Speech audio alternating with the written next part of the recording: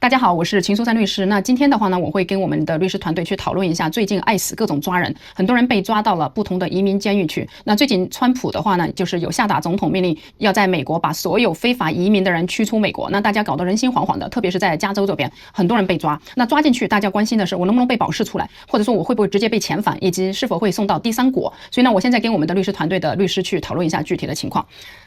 Hey Judge Hum and hey Craig. Hi, how are you? I'm good, thank you. So lately, we have a lot of clients called us and they have concerns because they're worried about getting arrested by ICE. They're afraid of going to ICE for report or going to court.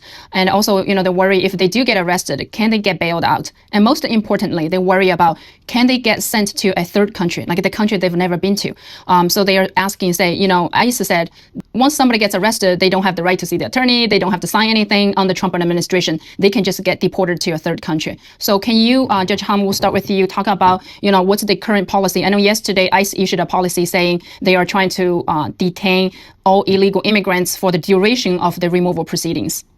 Yes, that was the Washington Post article that came out 2 days ago, or maybe 3 days ago, which indicated that the Trump administration, in furtherance of Trump's promise to deport 1 million people, that all individuals that are detained will remain detained and not be entitled to any bond or release from detention until they're removed, and they can be removed to a third country, as the Supreme Court has indicated in its recent decisions. So, yes, Trump has indicated he wants to deport 1 million people. In furtherance of that, he started with arresting and detaining individuals that showed up in immigration court. The government would move to dismiss the removal proceedings in which they're in. And when the individual was leaving, ICE would step in and arrest and detain these individuals and place them in detention with no ability to get a bond for release. Now, clients, so a lot of people are called. So we have all kinds of people. So first of all, illegal. So does that only apply to whoever entered illegally? What about people entered legally and then subsequently have a removal order? Like, are those people safe? Like the people that have a removal order but they entered legally, do those people subjected to the illegal policy as well? Yeah, nobody's safe at this particular point. The government can reinstitute the removal order if there was a prior order and detain these individuals, and that would be under the new policy. They will be detained until they're removed. Anybody who came in without inspection will be placed in removal not in removal proceedings, but will be arrested and detained. The removal proceedings will be dismissed, so it's no longer with the immigration court, and the decision to deport will be made by an immigration officer, not by an immigration judge. And we have individuals that have been released on their own recognizance and led to believe that they can remain that way until their hearing. But now those individuals are being asked to report, and when they do report, they take them into custody, detain them, and dismiss their removal proceedings. So where individuals were adhering to the requirements and the obligations to report to court, they were being arrested and detained by the immigration authorities to make good on Trump's promise that he's going to deport 1 million people. Yeah, I read in the news that he delegated $45 million for the deportation operation. So they're hiring a lot of officers and building a lot of detained facilities. I guess there are 200 some detained facilities throughout the country. So with that, so people are worried about getting deported to a third country. Let's say, somebody who is Chinese national, but then they get deported to, let's say, Colombia. How does that work?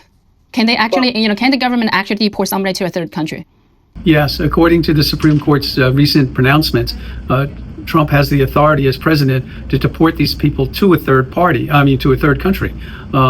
The rub comes when the third country doesn't want the individuals because they feel that the U.S. is getting rid of its criminals and deporting them to those countries. But in most situations, the individuals that are being removed, as you say, are individuals that came here looking for sanctuary, for refugee status, for asylum, and are being taken into custody and being sent to third-party countries. While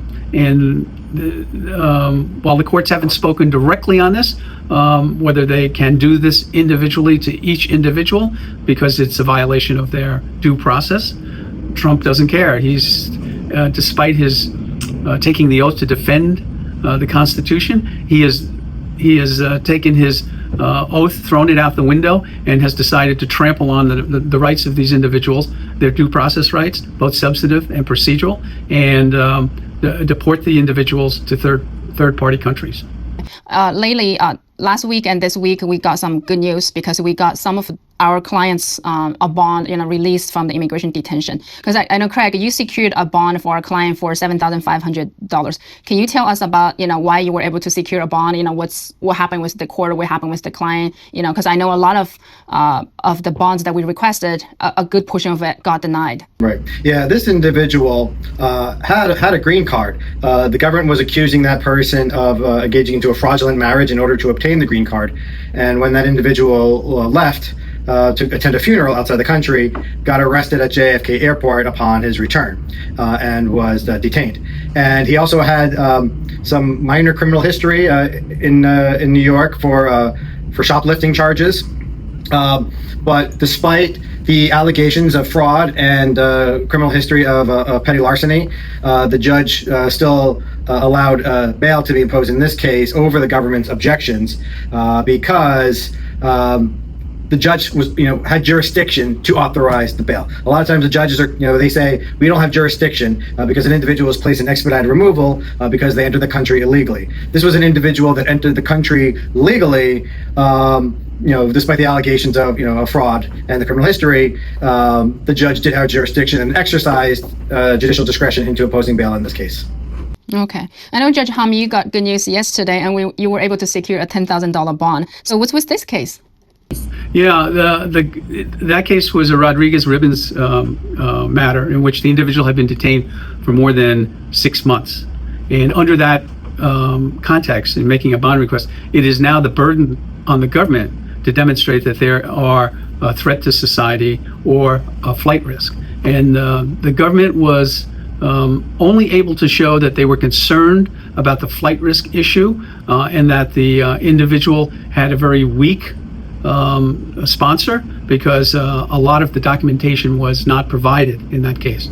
But we started out, the government wanting 20,000. I started at 5 and we ended up at 10. So the government realized that their case that they would have difficulty establishing the two factors, but given the weakness of the sponsor's presentation, the judge thought the $10,000 bond was more than appropriate. That was a good bargain. So, 那刚才呢，我跟我们的就是法官还有我们的这个 Craig 律师讨论了一下，就是最近几天我们把几个人都从监狱保释出来了。那大家都很关心，就说那我的家属在里面为什么没有保释出来？那就是我们现在有很多的保释的案子。那我就跟大家分享一下，就是刚才就是洪法官跟 Craig 讲的这两个案例，就这两个案例成功的保释出来的原因。第一个，刚才 Craig 讲的这个人的话呢，他以前他是有绿卡的，然后呢，他有被指控就是假结婚，然后呢，他在入境 JFK 就是纽约的这个机场的时候呢，有被抓。那曾经也有因为偷东西被抓，所以也就是说，他不光是被指控了假结婚，还有刑事犯罪的记录。那为什么我们可以用就是说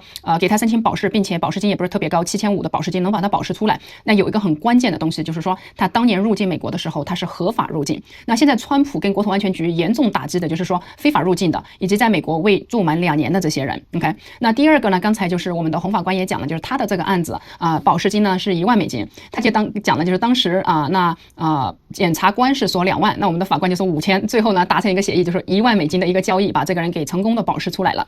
那这个人保释出来的话呢，是我们的洪法官做辩护引用了就是最高法院的一个案例，在移民拘留所被拘留了6个月以上，你就有资格要求政府强制性放人。那这个案子的话，就是我们的这个客户在移民监待了6个月，6个月的话呢，那么就是检察官必须要去提供证据去证明为什么他们有权利继续去拘留这个人，为什么不能放人。那我们当时的辩护就是说，他被拘留了6个月，政府不能就是无期限的把这个人关押在这个移民监，因为有我们美国最高的就是一个案例去支持我们的这样的一个辩论。那最后的话呢，法官也觉得我们的辩护律师说的是对的，所以就是当时检察官说那 OK， 那2万美金你们把他保出去吧。那我们当时就说5000美金，那最后法官想了一下说算了，那就1万美金吧。所以就说那我们能保释成功的这些案例的话呢，就是说每个案子的独特性是不一样的。所以如果说你的家属还在监狱里面呢，那你就是有的家属可能说，哦，你看我们监狱里面好几个人他们都保出去，为什么我们跟他的情况一模一样，我们没有保释出去？但其实情况是不一样的，就是说每个人的情况背景，可能有的人有刑事犯罪，有的人没有刑事犯罪，有的人合法入境，有的人没有合法入境。那有的人在美国居留很多年，有就是美国公民的家属，但有的人没有。所以呢，具体每个人的情况是怎么样，一定要跟我们的专业团队做一个详细的咨询。